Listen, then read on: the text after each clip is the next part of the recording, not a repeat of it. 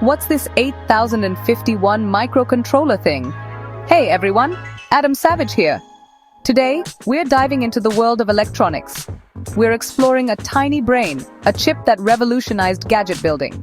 I'm talking about the legendary 8051 microcontroller. It's the classic Lego brick of electronics. Versatile, robust, and a starting point for countless inventions. Think of it as a small computer on a chip, designed to control things in embedded systems. Embedded systems? Imagine your microwave or TV remote. These have little computers inside doing specific jobs. The 8051 made these systems possible and affordable. It's a tiny, programmable helper you can put almost anywhere. Small, powerful, and doesn't need much to work. Even today, its importance is massive. A fantastic learning tool for engineers and hobbyists. It teaches fundamentals and shows how computers work at a low level. With a wealth of information and projects available, it's like an open-source manual for building cool stuff. Found in industrial controllers, arcade games, and gadgets, it's a true workhorse. Why a Lego adventure? The 8051 is a fundamental building block. Like Lego, you can add components and build amazing things. Make lights blink, motors turn, read sensors. The possibilities are huge. We'll break down this chip piece by piece. Look at its architecture. See what makes it tick. By the end, you'll see why this little guy is a superstar in embedded systems. Let's get building. Let's explore what makes the 8051 special. Most classic 8051s come in a 40-pin dual inline package or DIP. Imagine a black rectangle with 2 rows of legs, 20 on each side. These pins connect to the outside world, providing power and communication. Each pin has a specific job for power, ground, input, or output signals. It's a neat package, easy to plug into a breadboard or circuit board. Now, memory.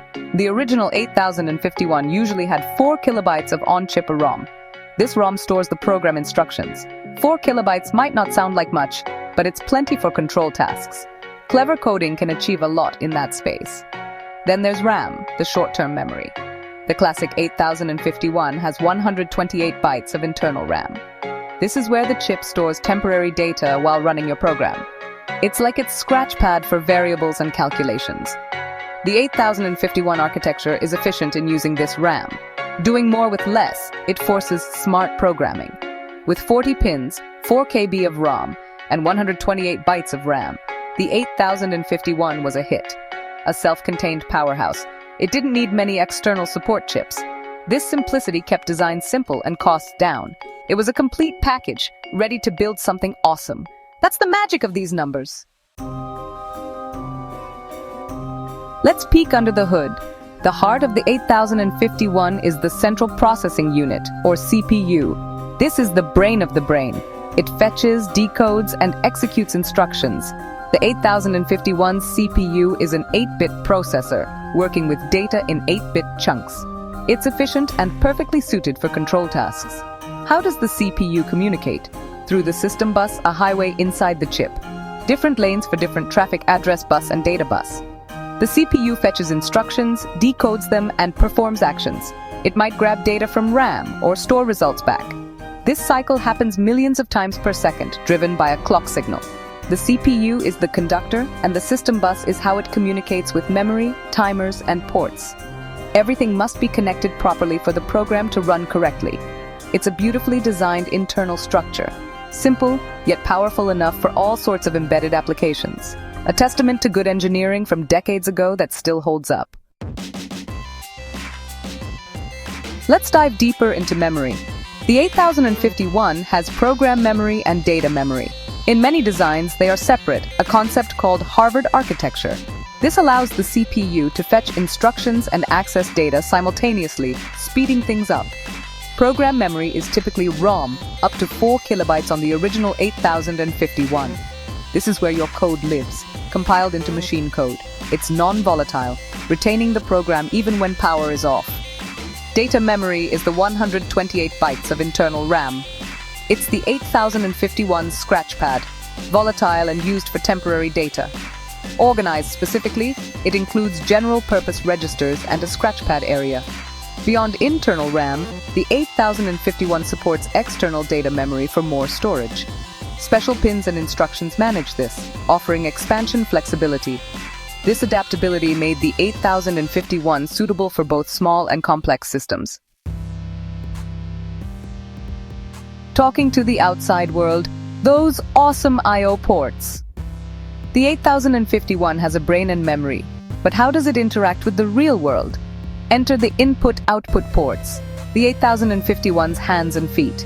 A standard 8051 has 4 8-bit I/O ports, named port 0 to port 3. Each port has 8 pins, totaling 32 for general-purpose input or output. Each pin can be programmed as an input or output. Outputs can go high or low, controlling LEDs or motors. Inputs read voltage levels, detecting switches or sensors. Some ports have special alternate functions like serial communication or external memory. Using these I/O ports is fundamental to 8051 programming. You read input pin states, make decisions, and change output pin states. Imagine a button turning on a light. Simple but powerful. That's the core of embedded control. Tick-tock, count it up. Timers and counters unpacked. The 8051 excels at keeping time and counting events. It has built-in timers and counters, usually 2 timer 0 and timer 1. These 16-bit timers counters can count up to 65,535. Configurable in different modes, they are super flexible. As timers, they count internal machine cycles, measuring elapsed time. As counters, they count external events, like wheel spins. Timers counters can generate interrupts, allowing the CPU to handle important tasks efficiently. This multitasking capability is crucial for timing critical tasks. Whispering sweet nothings, the serial port connection. The 8051 has a built-in serial interface, or UART. UART stands for Universal Asynchronous Receiver Transmitter.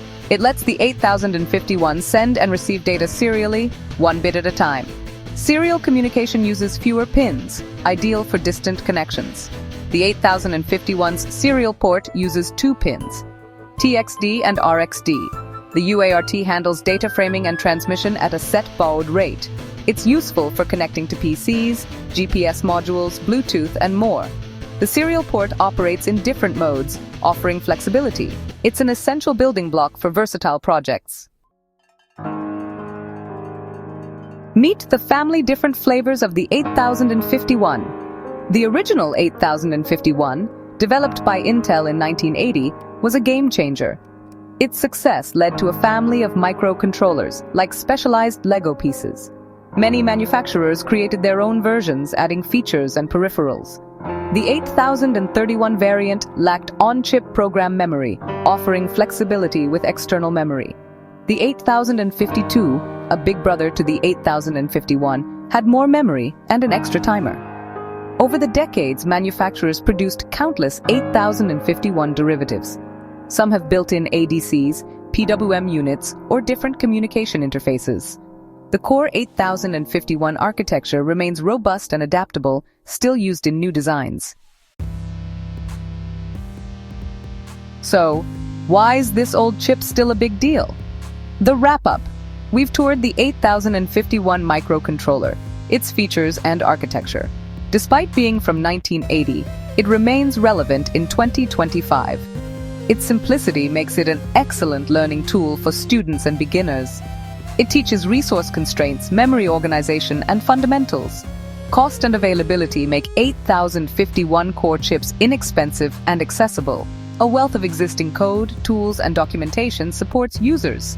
It's reliable and good enough for many jobs, like temperature controllers or motor drivers. The 8051 is a proven, robust architecture, sipping power and getting the job done.